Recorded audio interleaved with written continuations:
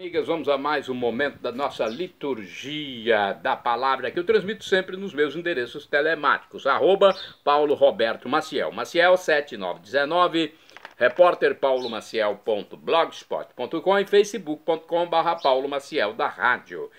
Você escreveu Paulo Roberto Maciel, Maciel e chega aos meus endereços, não tem problema não. É muito fácil, né? Escreve lá, digita Paulo Roberto Maciel, Maciel e consegue chegar aos meus canais. Liturgia referente ao dia 18 de novembro de 2025, terça-feira, 33ª semana do tempo comum no ano litúrgico C. A cor dos paramentos litúrgicos é verde, no rito temos a missa escolha.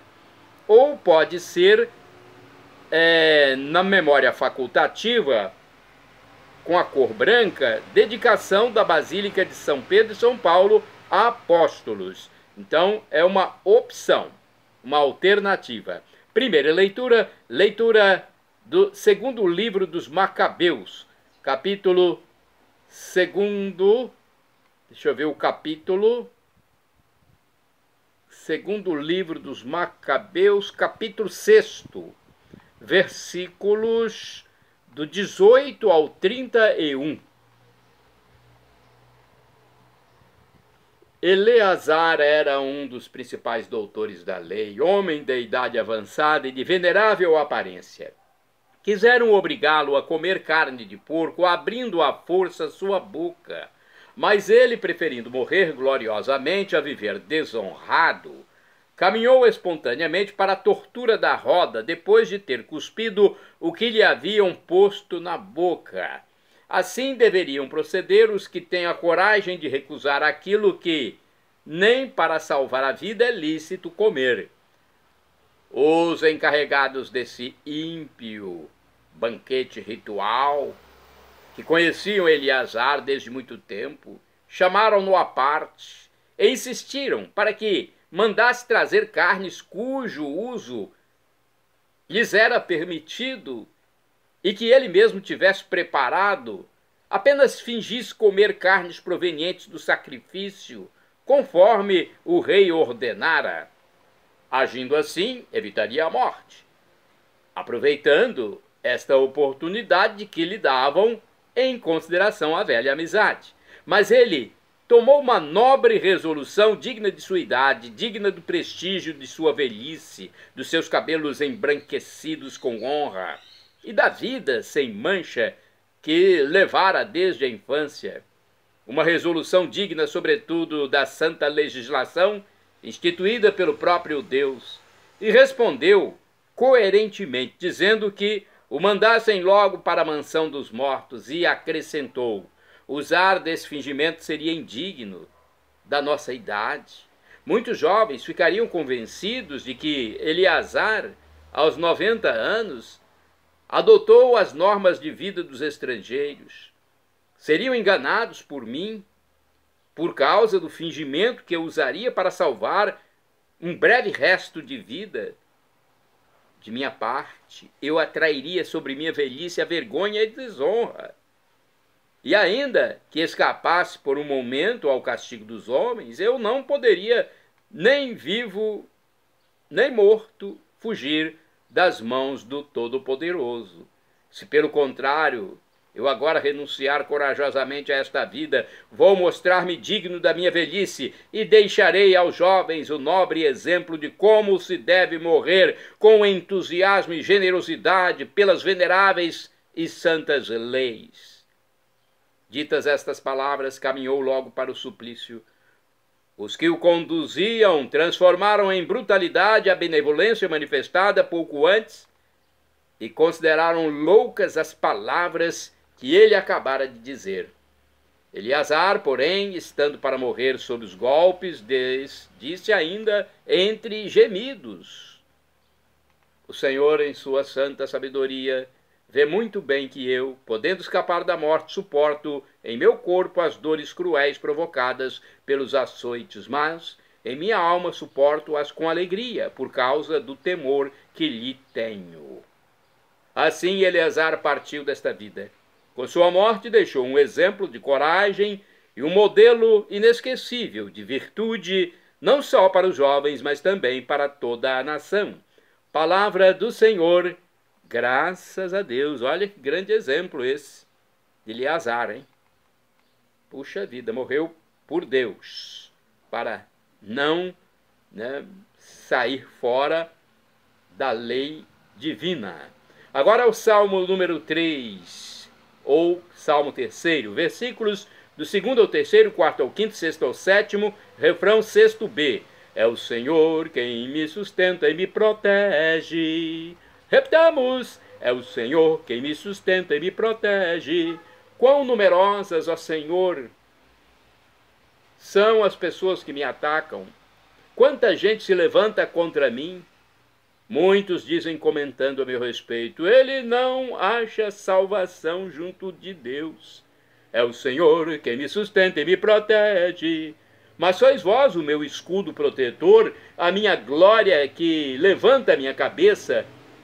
Quando eu chamei em alta voz pelo Senhor do Monte Santo, ele me ouviu e respondeu. É o Senhor quem me sustenta e me protege.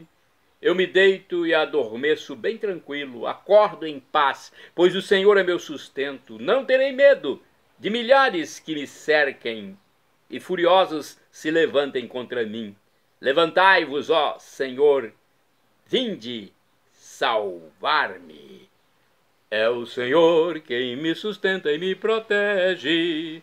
Repetamos, é o Senhor quem me sustenta e me protege. Vamos agora ao Evangelho. O Evangelho de hoje, escrito por São Lucas, capítulo 19, versículos do 1º ao 10º. Aleluia, aleluia, aleluia. Aleluia. Aleluia, aleluia, aleluia. Aleluia. Por amor, Deus enviou-nos seu Filho como vítima por nossas transgressões. Aleluia, aleluia, aleluia, aleluia, aleluia, aleluia, aleluia, aleluia. O Senhor esteja convosco, Ele está no meio de nós. Proclamação do Evangelho de Jesus Cristo segundo São Lucas. Glória a vós, Senhor, pelo sinal da Santa Cruz. Livra-nos, Deus, nosso Senhor, dos nossos inimigos. Naquele tempo, Jesus tinha entrado em Jericó e estava atravessando a cidade. Havia ali um homem chamado Zaqueu, que era chefe dos cobradores de impostos e muito rico. Zaqueu procurava ver quem era Jesus, mas não conseguia por causa da multidão, pois era muito baixo. Então ele correu à frente, subiu numa figueira para ver Jesus, que devia passar por ali. Quando Jesus chegou ao lugar, olhou para cima e disse: Zaqueu, desce depressa, hoje eu devo ficar na tua casa. Ele desceu depressa e recebeu Jesus com alegria. Ao ver isso, todos começaram a murmurar, dizendo: ele foi hospedar-se na casa de um pecador. Zaqueu ficou de pé e disse ao Senhor: Senhor, eu dou a metade dos meus bens aos pobres, e se defraudei alguém, vou devolver 4 vezes mais. Jesus lhe disse: hoje a salvação entrou nesta casa, porque também este homem é um filho de Abraão. Com efeito, o Filho do Homem veio procurar e salvar o que estava perdido. Palavra da salvação, glória a vós, Senhor. Olha que exemplo, hein? Jesus entrou na casa de um homem rico e cobrador de impostos, que era muito mal visto naquela época. E esse homem se converteu. Olha o que faz Jesus em nossa vida.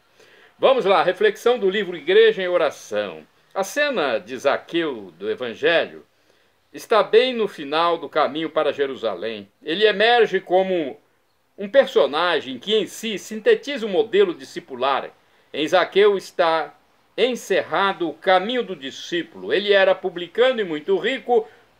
Os movimentos de subida no sicômoro e de descida aludem à questão do humilhar-se e do exaltar-se, própria de Lucas. Lembremos-nos da máxima: quem se exalta será humilhado e quem se humilha será exaltado.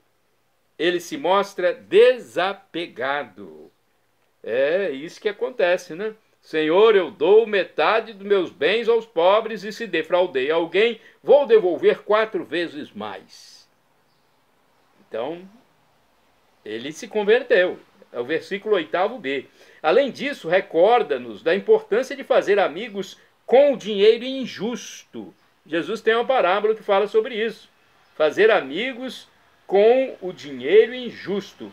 Contudo, estabelece-se um paradoxo. Até então tínhamos de um lado os publicanos e pecadores que eram elogiados, e de outros ricos que eram admoestados e criticados. Contudo, com Zaqueu há a condensação das duas realidades, pois ele é publicano, para os judeus não é filho de Abraão, e rico, para Lucas não entraria no reino. Mas Zaqueu se mostra desapegado e por isso associa-se aos filhos de Abraão e se revela um discípulo de Jesus, logo recebe no hoje de sua vida a salvação. Jesus é muito bom, não é? Jesus entrou na casa de um grande pecador que tinha defraudado muitas pessoas, roubado, furtado. Fez de tudo, porque era um publicano, um cobrador de impostos, fazia isso.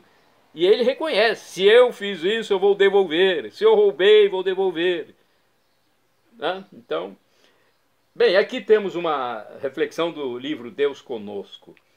Zaqueu ainda não tinha visto Jesus, mas a graça da salvação já estava agindo em seu coração. Deixou-se levar, correu e subiu na árvore, sem se importar se o julgavam ridículo. Acolheu o mestre não apenas em sua casa, mas em sua vida. Prontamente repartiu seus bens com os pobres e dispôs-se a reparar possíveis injustiças. Por que será que ainda muita gente não mudou a sua vida? Muita gente que está no pecado ainda não mudou. Por quê, hein? É uma pergunta que fica. Aqui o livro Dia a Dia com o Evangelho traz mais uma explicação, eu vou passar para vocês. O Filho do Homem veio procurar e salvar o que estava perdido. Solene afirmação de Jesus, não compreendida por todos, os que criticavam por hospedar-se na casa do rico Zaqueu. Sem conhecer Jesus, Zaqueu se colocou na dinâmica de quem quer vê-lo. Deixa cair a barreira da etiqueta. Não ficava bem, né?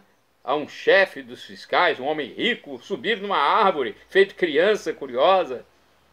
Não se importa tampouco com o preconceito alheio sobre sua profissão. Era mal visto pela sua profissão.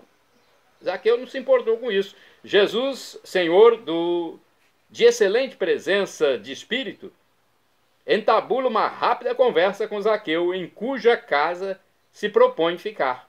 É o tempo do diálogo descontraído e sincero, do arrependimento pelos pecados cometidos. É a ocasião para Zaqueu assumir, com gestos concretos, novo projeto de vida. Livre e alegre, abre-se a justiça e fraternidade. Vamos aos santos do dia, porque eles cumpriram a missão. Santo do dia, 18 de novembro, São Romano, foi diácono de Cesareia. De acordo com o Facebook, São Romano foi um jovem diácono martirizado em Antioquia em 304. Eusébio de Cesareia diz que o diácono romano, quando foi a Antioquia, constatou que muitos cristãos, para escapar do martírio, deixavam-se convencer a sacrificar aos ídolos. Romano fez um trabalho de persuasão em sentido contrário, mas foi logo preso e condenado a ser queimado vivo. Ao seu martírio associou-se também um menino de nome Barula, decapitado por haver proclamado que o único Deus verdadeiro é aquele adorado pelos cristãos.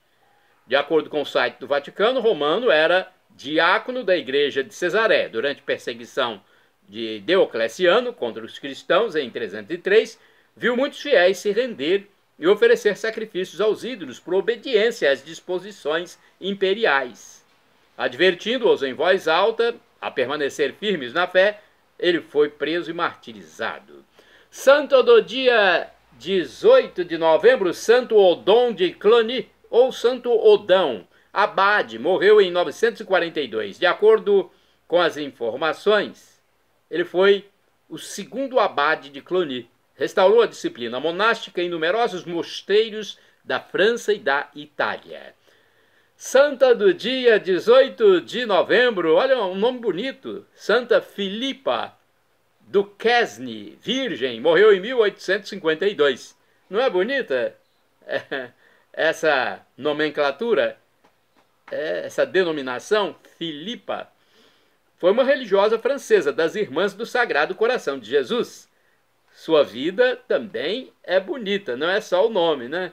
A vida dela também é bonita, é uma vida para Deus. Ela partiu em missão para os Estados Unidos e lá exerceu intenso apostolado e fundou várias escolas. Bem-aventurado do dia 18 de novembro é o Beato Leonardo Kimura e companheiros mártires. Morreram em 1619, foi um jesuíta queimado vivo com mais 4 companheiros em Nagasaki, no Japão. Bem-aventurado do dia 18 de novembro é o Beato Grimoaldo da Purificação Santa Maria. Foi um religioso, morreu em 1902. Era um irmão passionista atingido por uma grave doença quando se preparava para o sacerdócio. Morreu santamente aos 18 anos de idade em Ceccano, na Itália. Bem-aventurada do dia 18 de novembro é a Beata Carolina Kostka, virgem mártir, morreu em 1914. Foi uma jovem catequista da paróquia de Zabava, na Polônia. Morreu aos 16 anos durante a Primeira Guerra Mundial, resistindo a um soldado que tentava contra sua castidade. Bem, neste dia tem também a possibilidade de dedicação das igrejas, basílicas de São Pedro e São Paulo. A Basílica de São Pedro foi construída pelo Papa Júlio II e pelo Papa Alexandre VI, sobre o túmulo de São Pedro. E a Basílica de São Paulo foi construída a 2 quilômetros de distância do local do martírio de São Paulo, também chamada de São Paulo fora dos muros, porque foi erguida fora dos muros da antiga cidade de Roma. São Pedro e São Paulo são considerados colunas da igreja. Por caminhos diferentes, os dois terminaram as vidas com um glorioso martírio na cidade eterna, Roma, sob domínio do imperador Nero. Pedro, condenado como Jesus, pediu para ser crucificado de cabeça para baixo, para não ser digno de morrer como o seu mestre e Deus. Paulo morreu degolado na Basílica de Latrão, cuja dedicação é celebrada em 9 de novembro. E depois a Basílica Vaticana tomaram-se o sinal do triunfo do cristianismo. A dedicação da Basílica de São Pedro foi feita pelo Papa Silvestre e a da Basílica de São Paulo pelo Papa Cirício. Ao lado da Basílica de São Pedro foram construídas todas as dependências do Vaticano, onde reside o Papa. Na Basílica de São Paulo, fora dos muros, existe um mosteiro onde moram centenas de padres beneditinos. Shalom Adonai é uma expressão hebraica que significa a paz de Deus, é o que eu desejo para todos vocês. El Shaddai, também do hebraico, significa Deus onipotente, Deus todo-poderoso. Ele proverá aquilo que você deseja, se for para o seu bem. O professor e escritor de mais de 100 livros da Igreja Católica, Felipe Rinaldo Queiroz de Aquino, em seu canal no YouTube, onde responde às nossas dúvidas, diz que Deus pode nos dar uma dessas 3 respostas quando suplicamos algo: sim, não ou espere. A que for melhor, ele nos dará. Afinal de contas, é o Deus onisciente, onipotente, onipresente. E agora eu clamo do aramaico, Maranatá, como dizemos nós católicos, ou Maranata, como dizem nossos irmãos separados, os evangélicos ou protestantes. Não importa a pronúncia, o significado é o mesmo. Vinde, Senhor Jesus, um dia ele voltará. Será o juízo final. Eu quero a vida eterna com Jesus. E você? Eu creio que você também quer. Portanto, seja batizado, arrependa-se dos seus pecados para não morrer em pecado grave, o que afasta a vida eterna, e acredita em Jesus como Deus no mistério da Santíssima Trindade, o Pai Criador, o Filho Redentor e o Espírito Santo Santificador. Faça isso e nos encontraremos na parousia, na vida eterna. Perdão, Senhor, pelos meus pecados passados, presentes, futuros, físicos, espirituais, pecados do pensamento, palavras, atos e omissões.